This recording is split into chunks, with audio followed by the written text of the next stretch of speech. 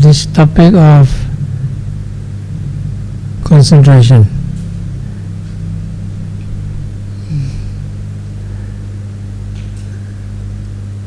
You can say it's a simple topic, you can say it's also complicated.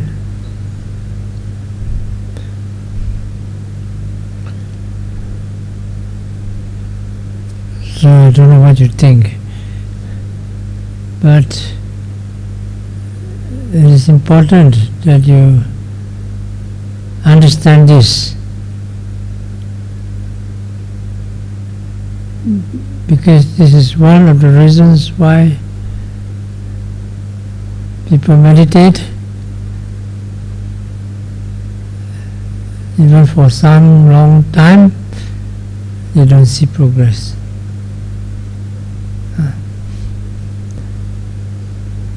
When I say progress, that means progress in vipassana, insight. Usually people who practice meditation, after some time, if they are persistent, if they are not a psychological disaster, then they would be able to arrive at some level of concentration. If you are completely a beginner, the first retreat, you just try to know what's happening to you. You don't know what's happening. After some time, you know how to follow the basic instructions. How to do rising, falling, how to do watch step, sitting, touching, how to do right step, left step. At least you're able to grasp the basic instructions of walking, sitting, and how to watch the object it goes on.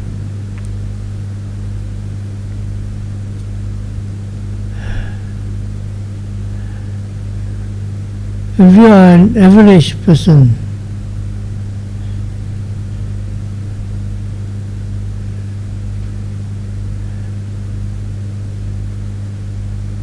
I think most of you will come under average. Lower average, middle average, high average. Never mind. If you make enough effort, you will be able to arrive at some concentration, which is by itself good for you. What does concentration mean?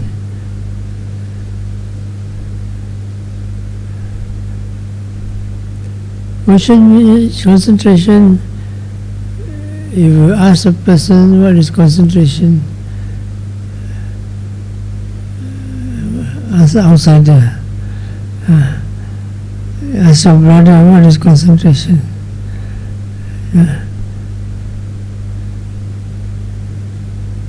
You have a brother? Is Chugi or what?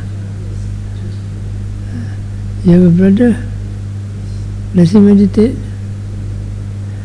You ask him what is concentration, how would he reply you?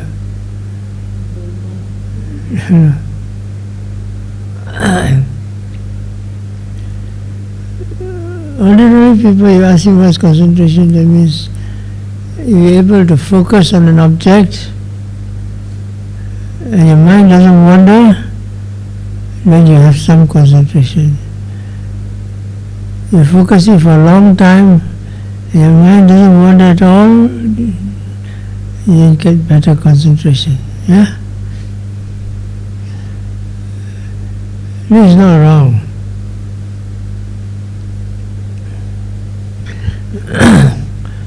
When you're able to concentrate, at least you can hold the mind. But the first point here is you must be right concentration. That means you need to have some degree of right mindfulness, clarity that goes with the concentration. Now if you look at all, even the samatha, tranquility meditation, the jhanas, the absorptions, excess concentration, able to hold the mind object with this one-pointedness and mindfulness. It makes a difference because it keeps the mind aware, sane, and peaceful in life, which is full of turbulences.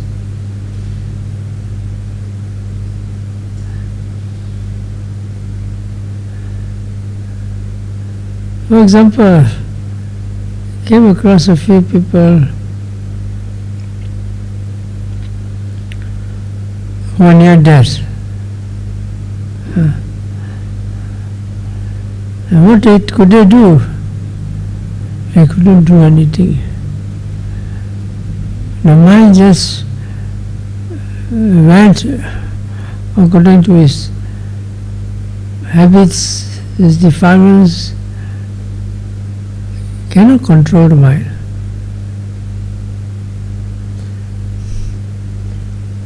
But if a person has some control of his mind, some concentration, then at least he won't be at a loss. Even you see in a retreat, people try to meditate. Can you control the mind all the time? Take you as meditating for so long. You don't practice, after a few weeks your mind go ding ding dong dong. You put it back, go. At least if you persist it for a few days, then you get hold of the mind.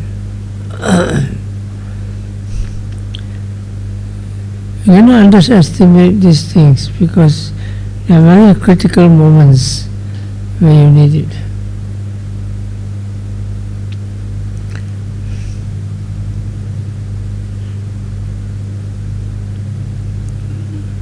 Tonight is not more talking about concentration, but still it arises at concentration. At this level, we don't talk about what type of concentration. We just first distinguish between right concentration, wrong concentration, and wrong concentration.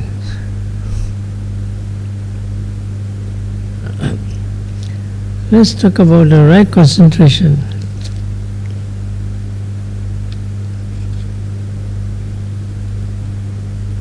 Sudah pergi mana?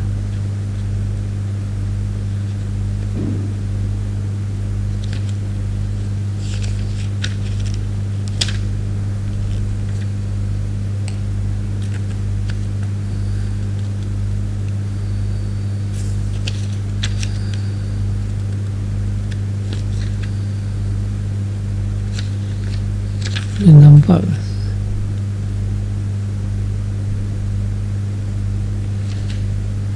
So when your mind is concentrated, that means your mind is not scattered and held together. So there is power.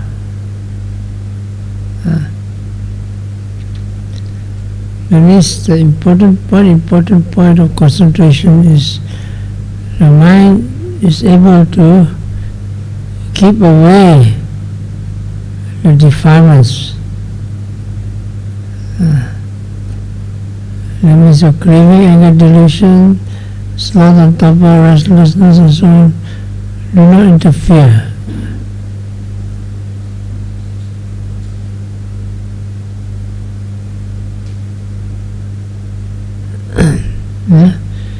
It means when your concentration, at least you can hold the mind. Don't let it simply run. You can have some degree of control. And when concentration is stronger, you can keep away the defilements longer, and you can control it better.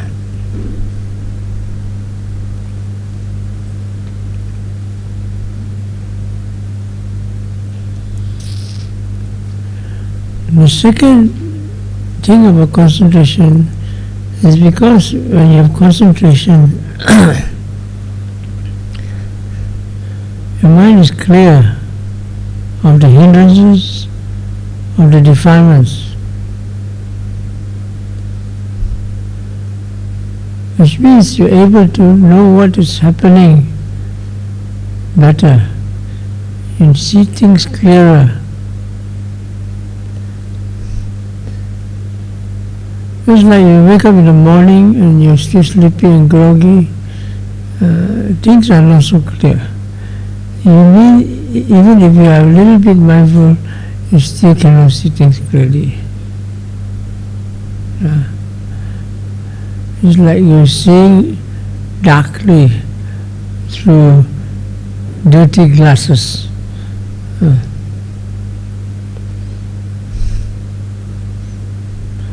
Things, objects become blur.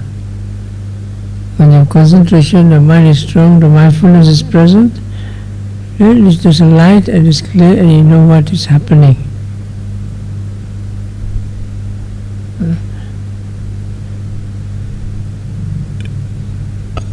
You need this for developing deeper concentration and certainly for insight. Which means that you develop concentration, you just don't go like what you call a bull. Gua. What can say gua? Gua run long. I say rhinoceros. You know, rhinoceros, when it takes you to look at you and it charges straight at you. Or we say it's like a sumo wrestler. You know, sumo wrestler, big huge fellow, one over this, one to the right, back, you know. Who falls? If both don't fall, then they start wrestling. I don't know how they wrestle, they're so big size, so fat.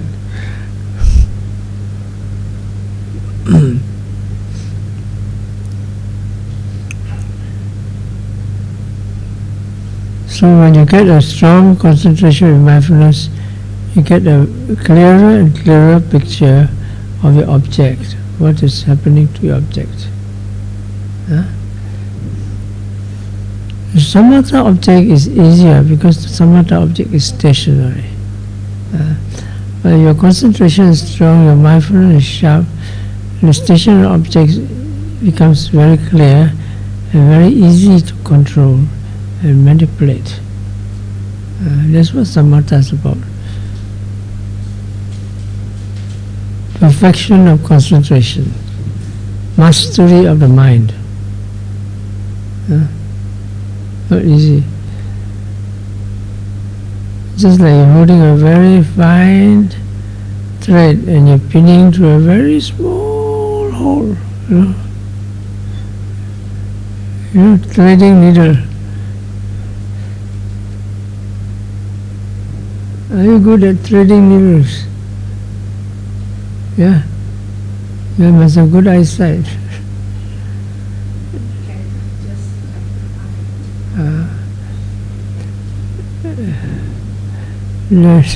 Nowadays you have a gadget that you use something, you put on a needle and you put a thread through it.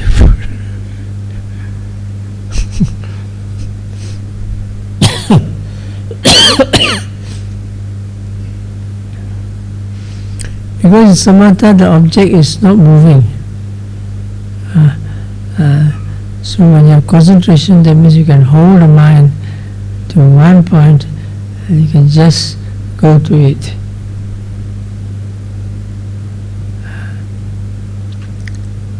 Relatively, it is simpler to understand. And you get the idea, if you work hard at it, it's not difficult to achieve. But the levels of samatha concentration is not easy. It needs certain people with strong mind to go to those levels. Just like a rocket, not enough power, it cannot go very high. Yeah? Like grasshopper, how high can it grow? Jump. You can jump like that. We can jump higher, the frog or the grasshopper. Yeah. Grasshopper jump higher than the frog.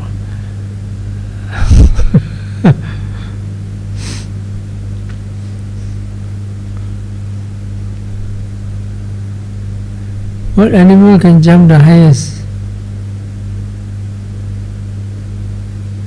Kangaroo. Is it? Because it's got strong legs. Huh?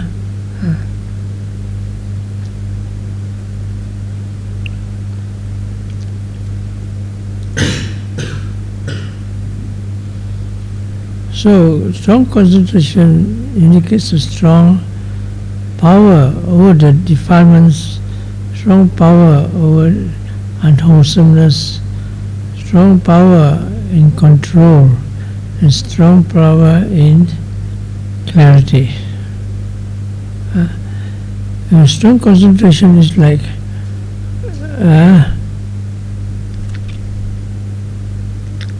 zoom lens,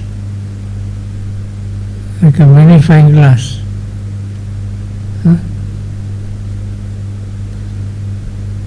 It seems that the Buddha's concentration, not in jhanas, you just look and see, don't know how many kilometers, miles away, you can see who is coming.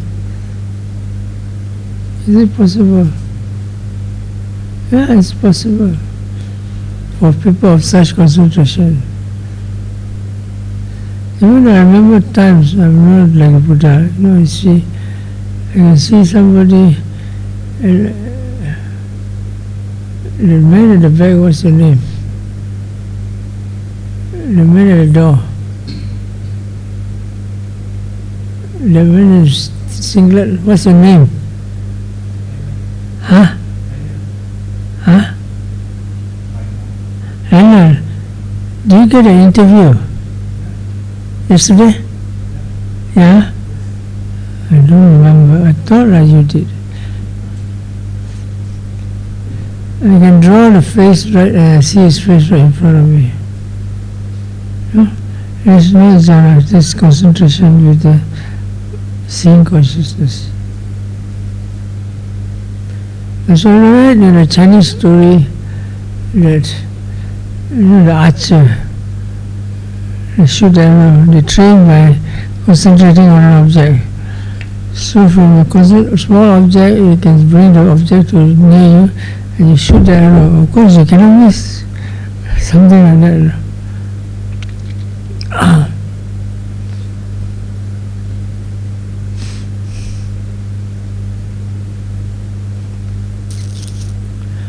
So you need that type of skill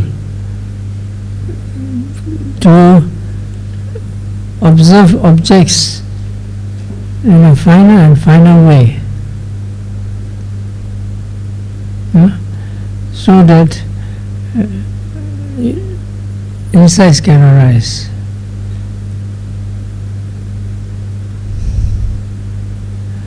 One thing particular about vipassana is the vipassana object, the Paramattha Dhamma, the ultimate reality. We go into it more in the next talk. That is also one important thing, because you don't know what is it, you want to know how to direct it, and so your vipassana will not progress. Suppose you concentrate on somebody, like you concentrate on Mr. Ong, Mr. Ong, Mr. Ong, Mr. Ong. You concentrate long enough, you can close your eyes and see Mr. Ong's face. And you won't see anybody else. You become so strong that when you open your eyes and you see anybody, you also see Mr. Ong's face. So you think everybody is Mr. Ong. Concentration is so strong, the impression is locked in your mind.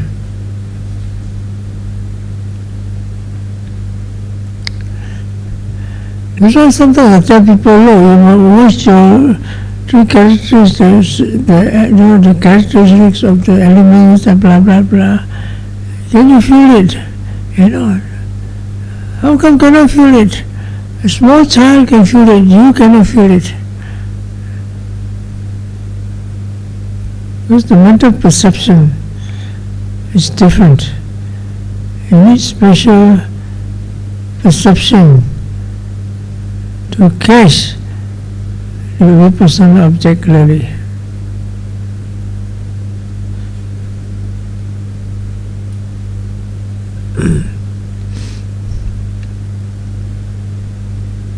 So these are certain very important things about the vipassana concentration. So generally we say that two types of concentration: tranquility meditation concentration, samatha meditation, 40 objects of samatha, and the objects and the concentration thereof. These are absorptions or near absorptions where the mind is locked into the object.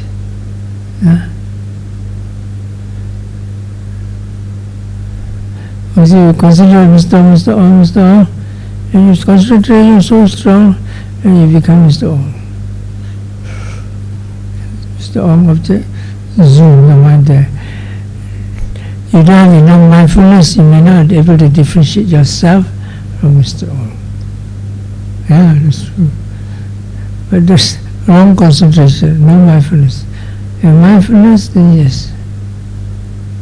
Even you do metta on somebody, metta on your dog, metta, no, the mind goes to the dog.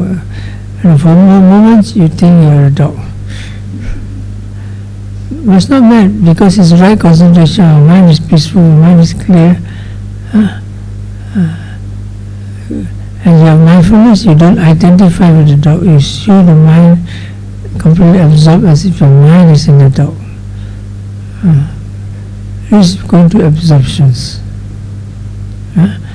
This happens in metta. People do metta, and then when they do metta, let's say they give it to their mother or their sister or their brother, and the metta concentration becomes strong. What happens? They feel that the mother is around.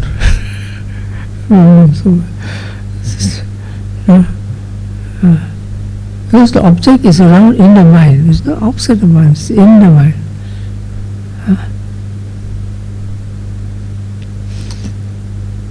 And then when you go closer and closer to the mind merges with the object. So sometimes you feel you're the mother. You say, very funny, I feel I do metta to my mother, then sometimes I feel I'm the mother. Of course, with mindfulness is not fooled. But that's what happens. The mind is subject.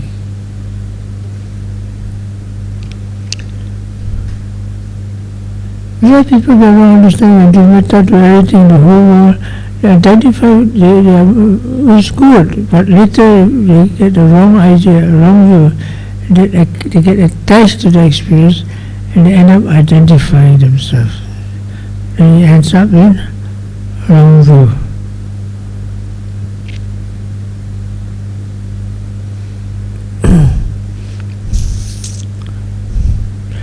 Now we're talking more about the second type of concentration.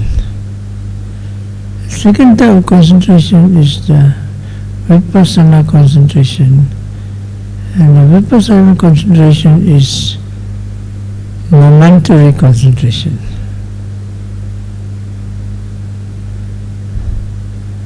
This is something different, and many people don't get it. So even they do get into some concentration of this manner, it doesn't develop.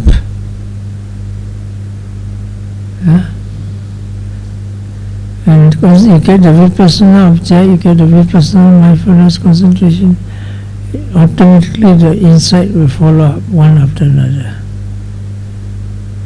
When Masi talks about vipassana concentration, there are 3 levels of concentration: a basic level, a moderate level, and an advanced level. The basic level is the basic satipatthana concentration that leads to the first 2, 3 insight knowledges. And the 4th insight knowledge is the moderate level of vipassana concentration, and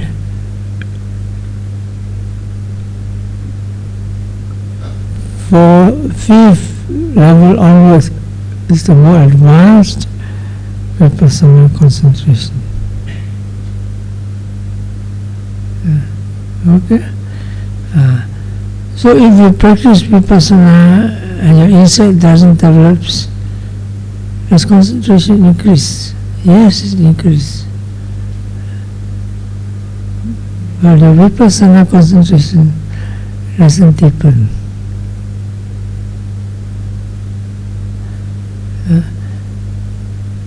Because vipassana concentration is the concentration the mind goes into the Paramatma Dhamma, the 3 universal characteristics.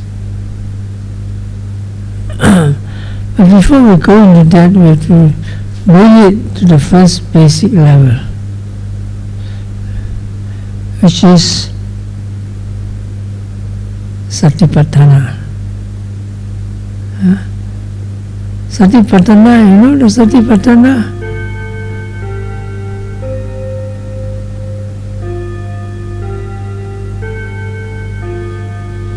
Satipatthana, Kayanupassana, Vedananupassana, Chittanupassana, Dhammanupassana. Everybody here should know, you know? 4 foundations of mindfulness. Of course, you know, you've heard so many times. Foundation of mindfulness of body, feelings, consciousness, and dhammas, phenomena. Right?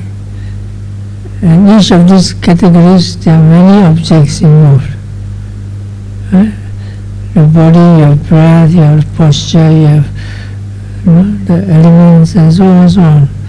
Feeling, you have nice feeling, bad feeling, good feeling, and consciousness, you have sleepy consciousness, craving consciousness, and mindful consciousness, and so on.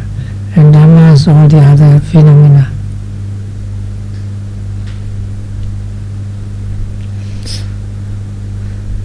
Now what happens you do vipassana?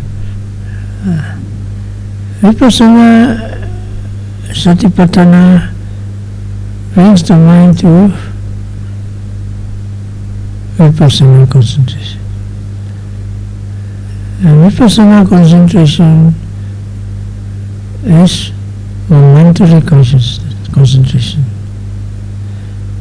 Its concentration arises and passes over moment to moment, together with the changes of the object, rising, falling, sitting, touching, pain here, everywhere, pain. In practice Satipatthana, there are many objects that you take care of. Although we try to simplify the process for the beginner by selection of certain objects.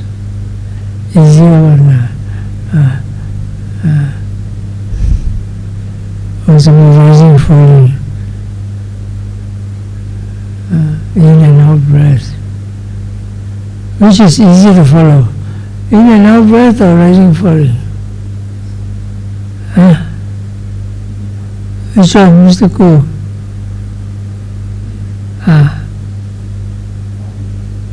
Rising, falling. It's our Vipassana man. Anybody find in and out breath easier? Don't be shy. In Europe, most people do Anapanasati. So you're European kind.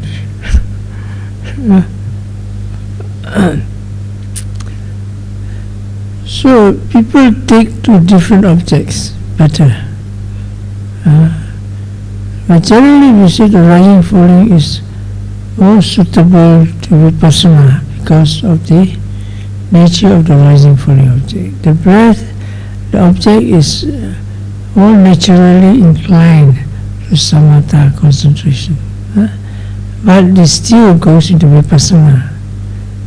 The Buddha used in Anapanasati, then he went into jhanas, the concentration, then he went into the Vipassana. Right?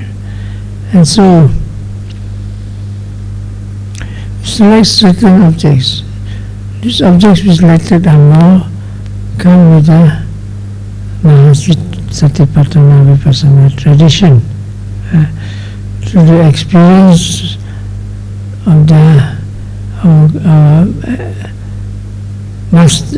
all masters, all grandmasters. You don't know him, you think, who is he? If somebody on the street asks you, bring Masi for a walk, you know who is this? Who is this? You must learn our meditation because you start by this. Why? I prefer my Zen master. He got a longer beard, white beard. Your master doesn't have beard. Ask another fellow. First he asked, have you seen a master fly? No, but forget it. So, different people judge for different things. And we have masters and you practice long enough and you progress and you study the Dhamma, the Abhidhamma, then you become comprehend that these type of people, they know a lot of things we don't know.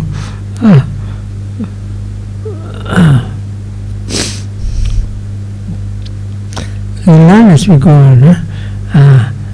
But I can show you after all my years of practice, how many years have I been practicing?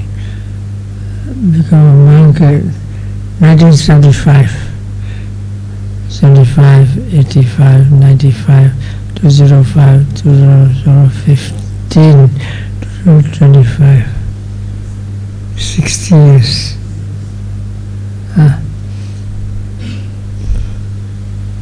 Practicing Vipassana for 60 years.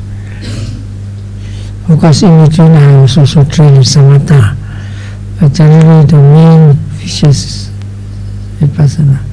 So people, how do you see one day you travel? I see what you see, same, you see what I see what you see. Rising, falling, sitting, touching, pain. But I see it in a different way, in more detail. It's different because it's not just what you see in it. You get to know a person. You know this lady? Who kya good? You know her? You don't know her? You know her? You know this lady?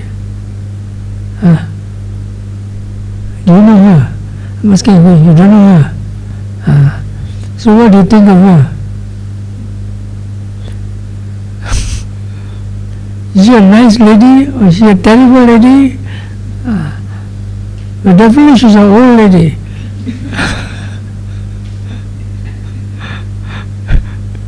It's physical. The more important is mental. I remember from those days, when she was still young. How old are you now? Huh? 73 plus. You're just a little bit younger than me. So when you started meditation? I knew around the time of 30, 40 years old. She's still practicing. Huh?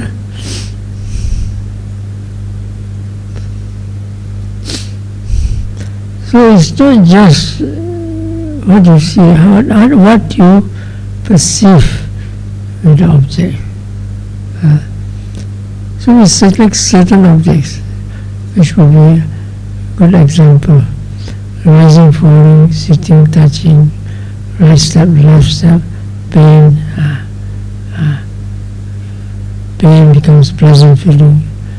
This comes under the first two foundations of mindfulness.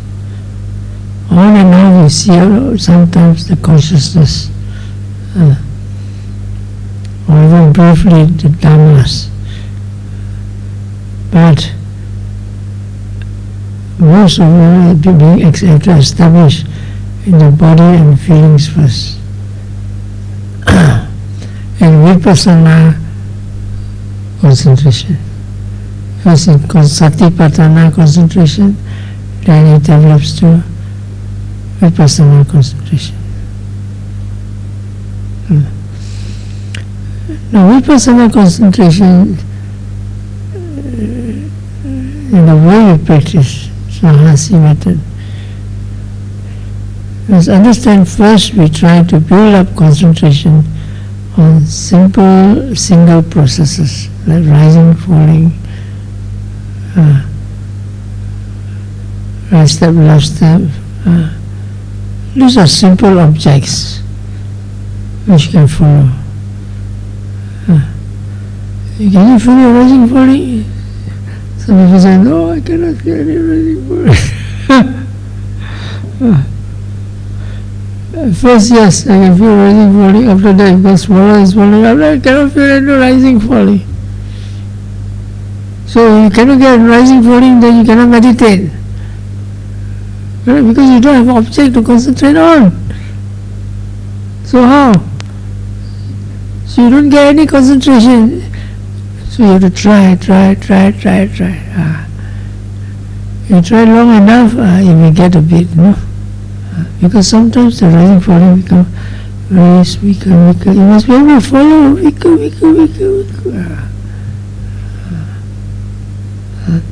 After that, no rising falling, what happens? No object. So what they do is they switch it to other bodily sensations.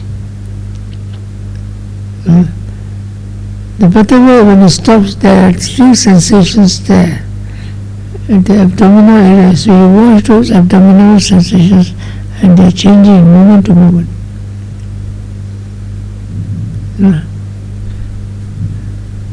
The basis of Kayanupassana is the Rupa Dhamma, materiality, the four Mahabhutas, earth, water, fire, wind, and the derivatives, all those connected with it, material qualities connected with it. It is not a rising, falling, it is not the in and out breath, it is not the walking, it's not the sitting posture, definitely not the lying posture. Lying posture is good for sleep. The doctor said, sick, you go to rest. So I lie down, too comfortable, I fall asleep. No mindfulness, better get up. But the body needs rest, so okay. have to sacrifice something first. But these are certain selected objects. No? Because a beginner is doing something, you ask him to watch the four elements, what, no? Then the stronger object for the beginner is the pain, and pain is not very nice. If the beginner watch pain too long, you wouldn't want to meditate at all. A friend of mine tried to meditate, American. And they ask him, when you meditate, what do you see? A lot of pain. It's not very inspiring. Well, he's still the Buddhist activity. No? It's a few American friends I have. It's a black American. You get along with the black Americans better than the white Americans. So,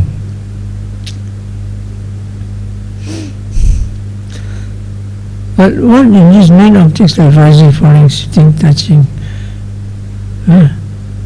and so on, is when you watch these objects like rising, falling, sitting, touching, right step, left step, that is the direct contact. You know contact? You know what's contact? You don't know what you contact, you ask your neighbor to slap you right, left, center. Then you know, yes, it's contact, you know.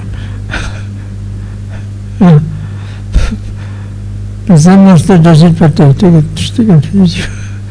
And you black out. So, you have the direct contact, the vipassana object, the Paramatma is there in front of you.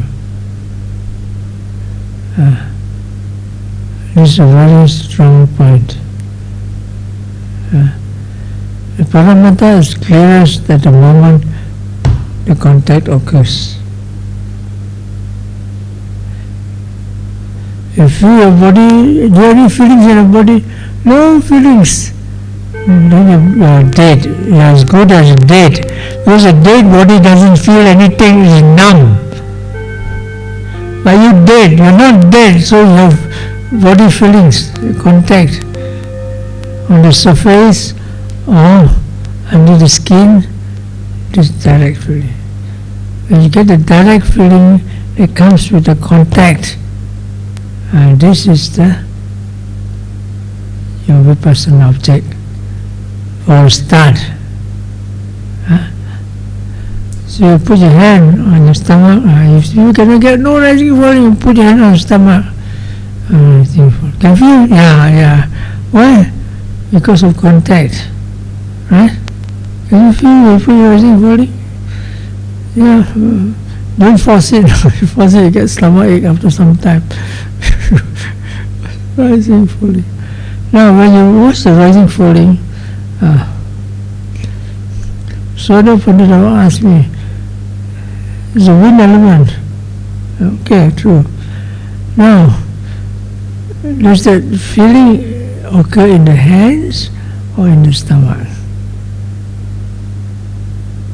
Yeah? You try and see.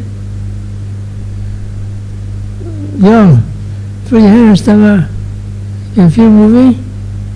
Yeah? Can you feel moving? Your stomach doesn't move. Eat too much. Of course, you can feel it moving. Everybody put a hand on the stomach. And you breathe in and out, it goes up, down, right? Right? Now the feeling, is it the hand feeling or the stomach feeling? Which? Hand, no stomach. It's probably both. But probably more the hand, because your hand is more sensitive. When you place two together, you cannot differentiate.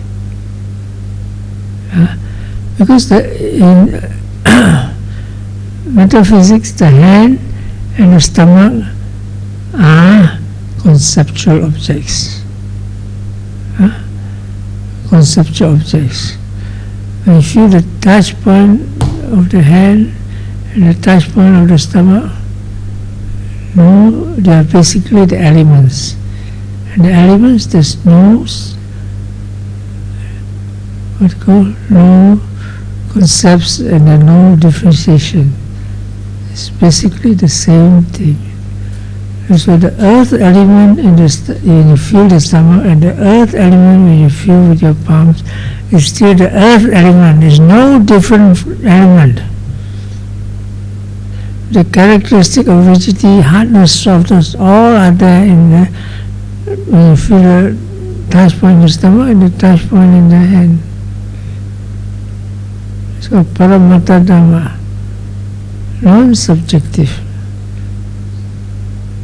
Yeah? And so we could enter closer and closer to the ultimate reality. You see, your hand, my hand, after that your face, I'm more beautiful than you, you're more ugly than me. And after that, my meditation is better than yours. I got high insight. I got first jhana, you got second jhana. No end to all these things. All those are subjective and conceptual and concentration. You don't see anatta. You see a lot of atta. I, me, mine. I'm so great. Are you a great meditator? Very good meditator. You don't say great meditator. Good.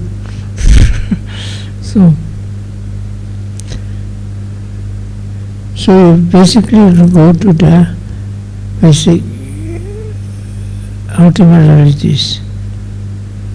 Right step, same, right step, left step, right step, left step. Sitting, touching, same. What do you mean? Is it sitting, touching? What do you mean? Touching refers to the sensations you get the skin contact.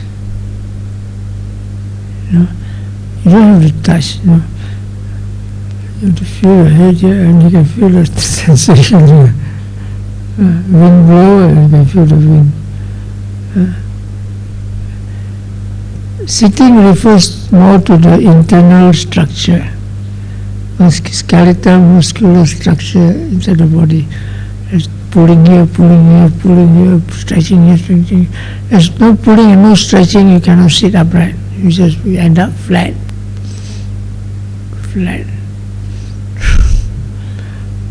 Once I asked some people to watch rising falling, can you feel rising falling? No.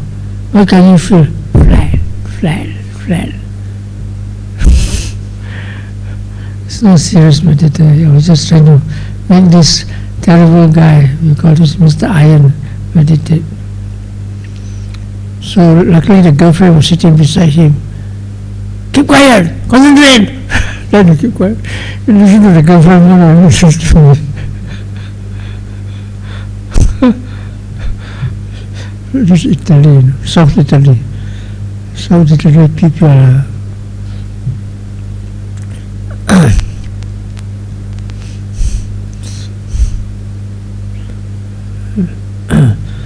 so the sitting posture actually refers to the internal structure. If you tense in here, tightness here, pulling here, all those are physical phenomena, and you need these material forces to keep you from sitting.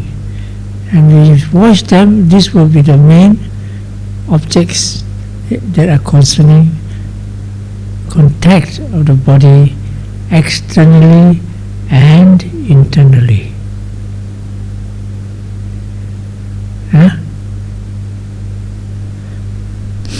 So when you do sitting, touching posture, what do? You sweep the main beginner posture for Kayanupasana is the sitting posture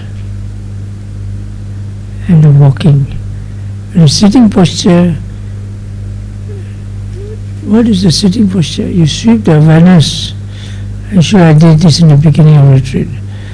From head, relax, from head to toe and arm, relax, and feel the sensations.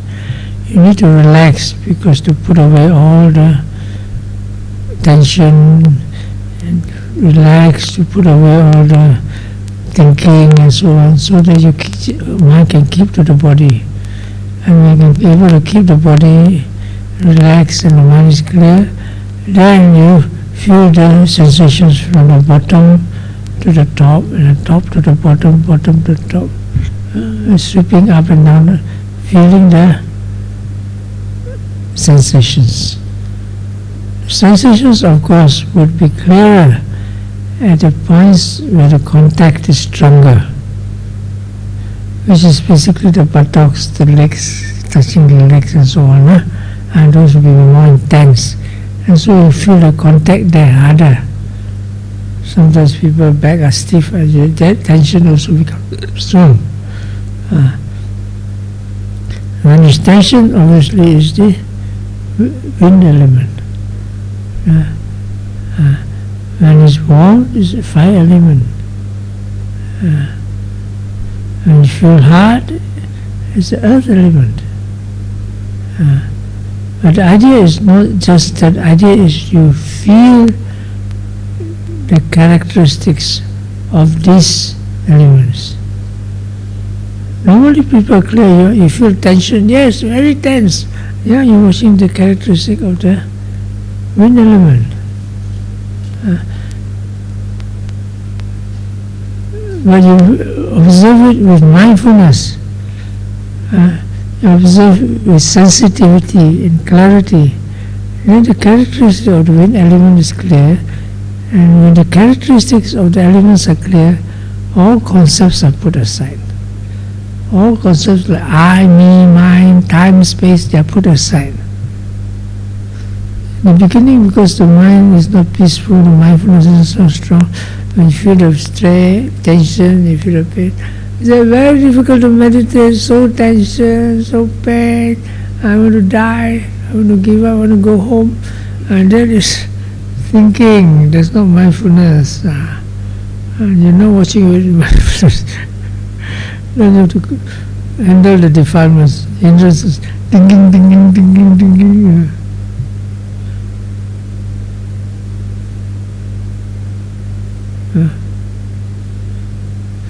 The what you call the Vietnamese way, sing yap, sing yap, sing yap. I was teaching in Vietnam, so I learned a few Vietnamese words. You know, for example, observation in Vietnamese.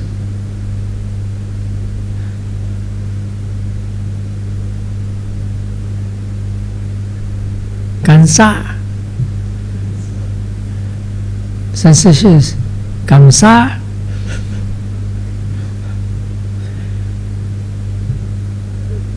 It's not too difficult to understand, because the Chinese is 观察 and 感觉. 感察, 感察,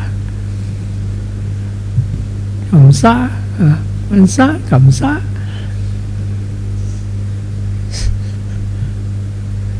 Vietnamese is close to Chinese, you know, because originally the letters they use are all Chinese letters. Only the French go and change everything. Kachao. Now the Vietnamese have all those curl, up, curl down. It's because of the tone.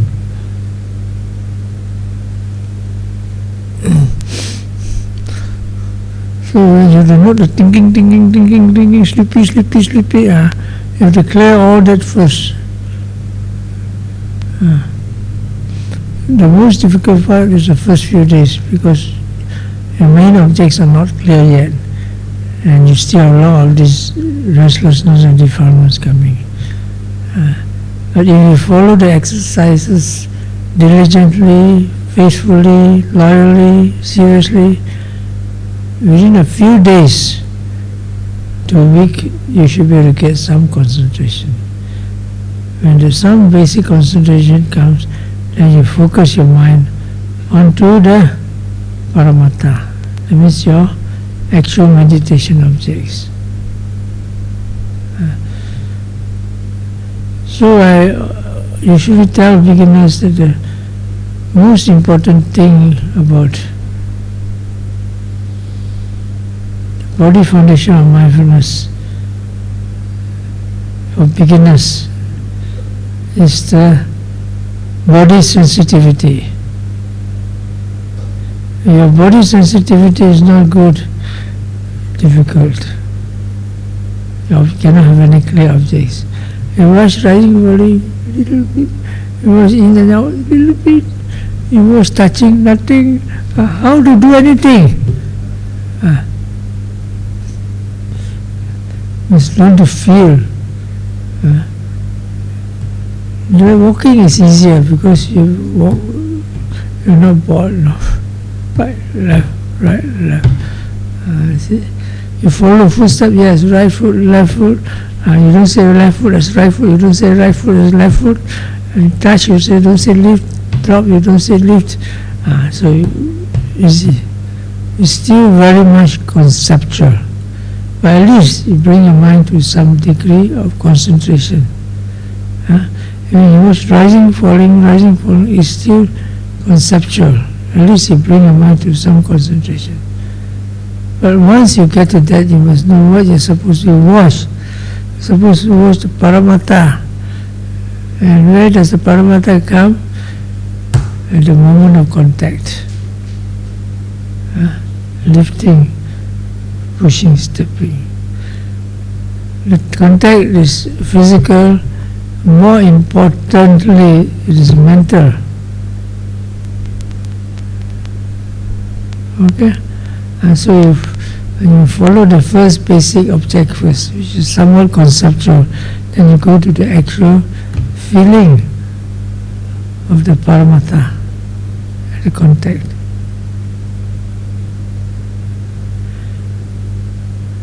The nature of this vipassana meditation, even at the very start and even before you get to the real Paramatha clearly, or even when you watch one process, but you were able to lead you to see the changes in the Paramatha.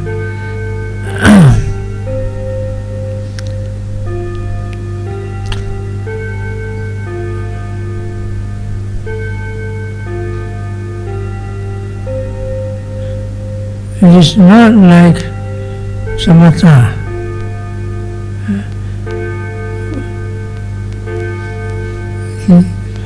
Ear contact, sound, coming, going, coming, going.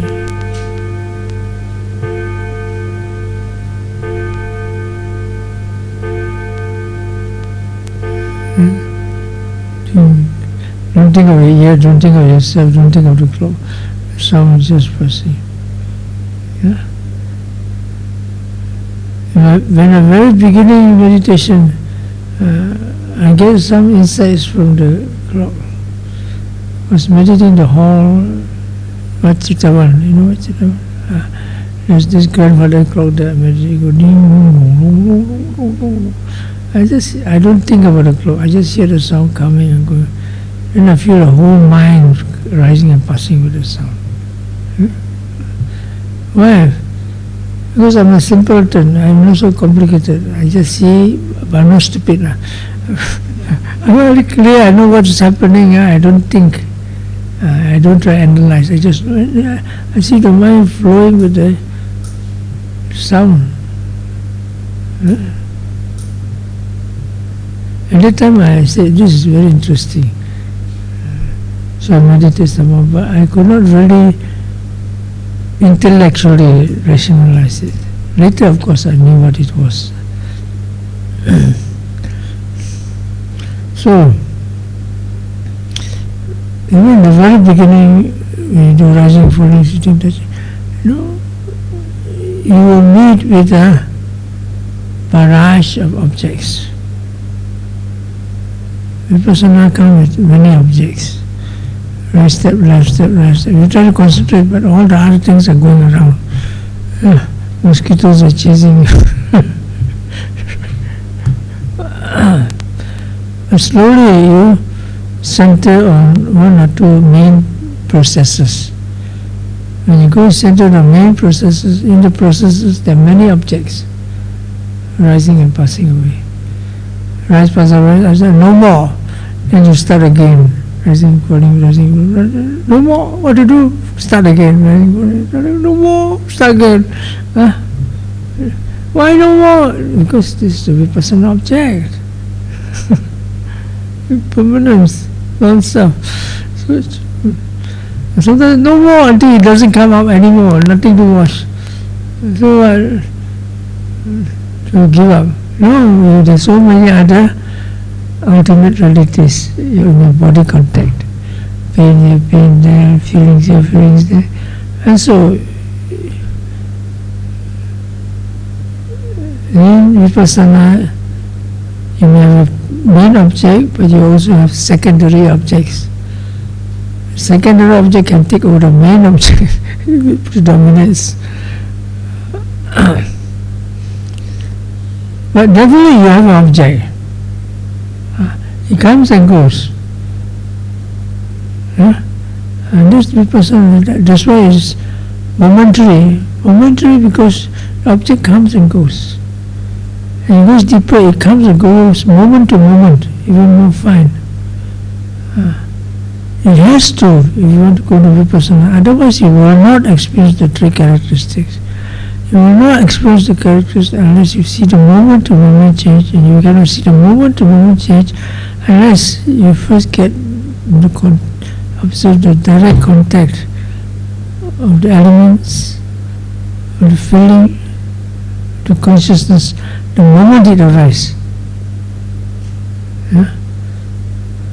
Consciousness is a bit difficult. You have to meditate for maybe a few days or a week before you can catch it sooner. Usually when thinking, must catch the thinking as soon as it arises. Boleh? Susah.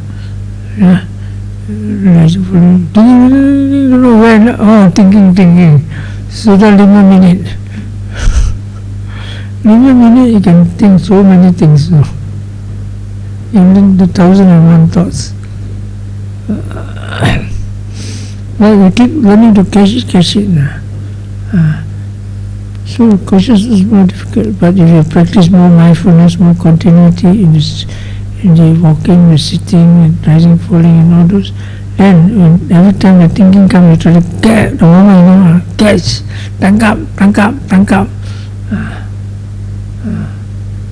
So very good, and then you become more adept in vipassana concentration. Vipassana concentration comes and goes. So I would tell people, the most important thing in vipassana is continuity of mindfulness, not the continuity of the same object. Object may come and go, but the mindfulness continues to watch moment to moment.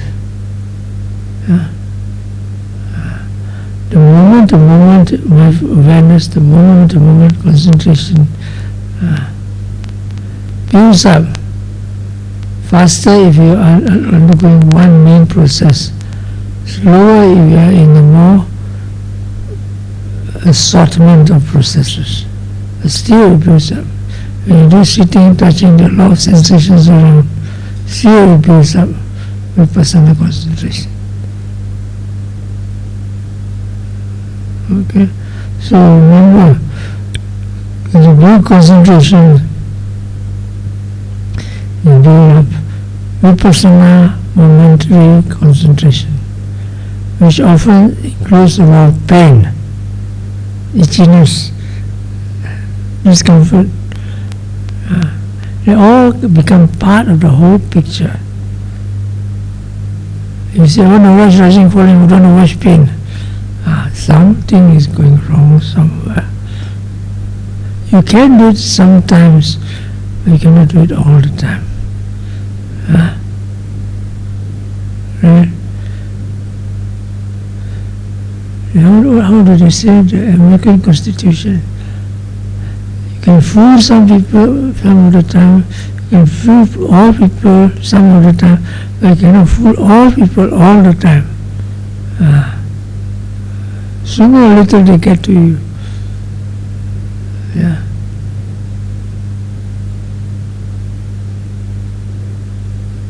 You get good, really good continuous vipassana meditation when you're able to have skill in watching all different types of objects, from the hindrances, rising, falling, sitting, touching, walking, so that no matter what object comes and goes, your mindfulness can still continue. Okay, we stop it.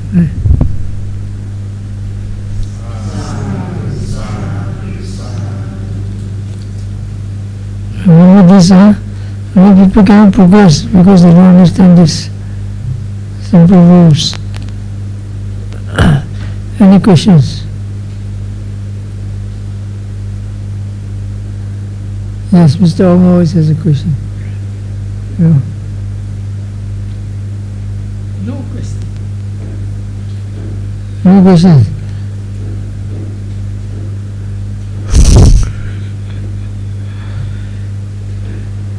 No questions, you don't blame me. You have to wait until your interview before you can ask. Okay, we have to transfer somewhere else.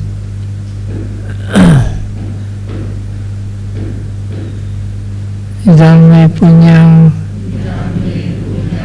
asava kayavahang otu.